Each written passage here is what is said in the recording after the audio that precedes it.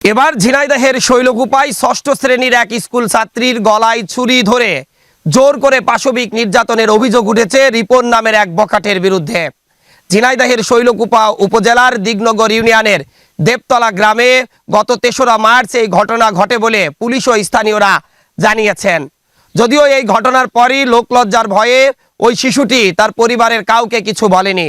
পরে যখন অসুস্থ হয়ে পড়ে তখন পরিবারের লোকজনকে ওই শিশু সব ঘটনা খুলে বলে। এরপর অসুস্থ অবস্থায় ওই শিশুকে উদ্ধার করে কুষ্টিয়া সদর হাসপাতালে বিগত কয়েকদিন চিকিৎসা দেওয়া হয় শিশুটিকে।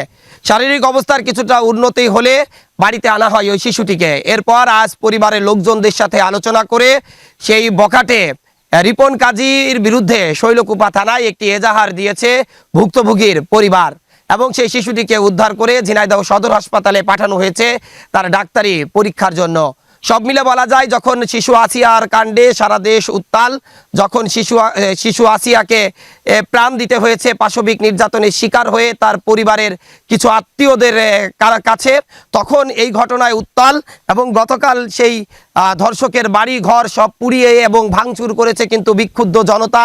সারা দেশ আসিয়াকে যারা পাশবিক নির্যাতন করেছে তাদের বিচারের দাবিতে উত্তাল হয়ে উঠেছে। তখনই কিন্তু ঝিনাইদহের শৈলকুপায় ষষ্ঠ শ্রেণী পড়ুয়া আরও এক শিশুকে কিন্তু পাশবিক নির্যাতনের অভিযোগ উঠেছে রিপন নামের এক বখাটের।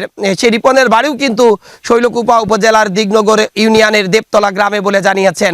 এই ঘটনা প্রকাশ হওয়ার পর উপজেলা জুড়ে তীব্র ক্ষোভের সৃষ্টি হয়েছে। নানা মহল সামাজিক যোগাযোগ মাধ্যমে বিভিন্ন রকম পোস্ট করেছেন এবং এই বখাটে রিপনের দৃষ্টান্তমূলক শাস্তির দাবিও জানিয়েছেন তারা।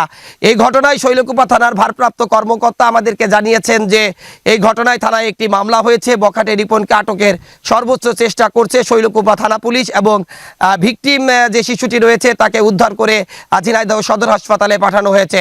শৈলকুপার সচেতন মহল আমাদেরকে জানিয়েছেন যে এই ঘটনা যারা ঘটিয়েছেন বা যে ব্যক্তি ঘটিয়েছেন তাকে অনতি বিলম্বে আটক করে এবং প্রকাশ্যে দৃষ্টান্তমূলক শাস্তি যদি দেওয়া যায় তাহলে কিন্তু দ্বিতীয়বার এই ঘটনার কেউ ঘটাবে না। উল্লেখ্য, গত কয়েকদিন ধরে উত্তাল শৈলকুপা। সামাজিক দুই দল গ্রামবাসীর মধ্যে যে হানাহানি মারামারির ঘটনা ঘটছে, প্রাণহানির ঘটনাও ঘটেছে কয়েকটি ছোটখাটো বিষয় নিয়ে। এরপর আজকের এই ঘটনাটি সব মিলে কিন্তু উত্তাল হয়ে গেছে শৈলকুপা।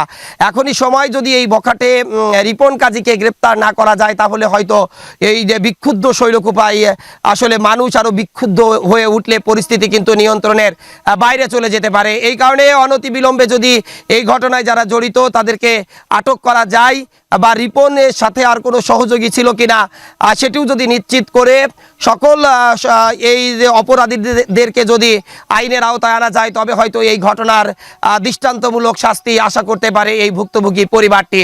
শিশু একদিকে ষষ্ঠ শ্রেণীতে পড়ুয়া ছোট্ট শিশু, অন্যদিকে তার ভয়ে তিনি কিন্তু আসলে বাড়িতেও কোনো কিছু বলতে পারেননি এই রিপনের ভয়ে। শিশুটি অভিযোগ করেছেন যে এই রিপন একাধিকবার তার গলায় ছুরি ধরে কিন্তু তার উপর পাশবিক নির্যাতন চালিয়েছে বিগত কয়েকদিন ধরে।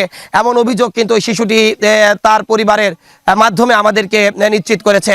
এই ছিল আমার কাছে শৈলকুপা দেবতলার থেকে সর্বশেষ।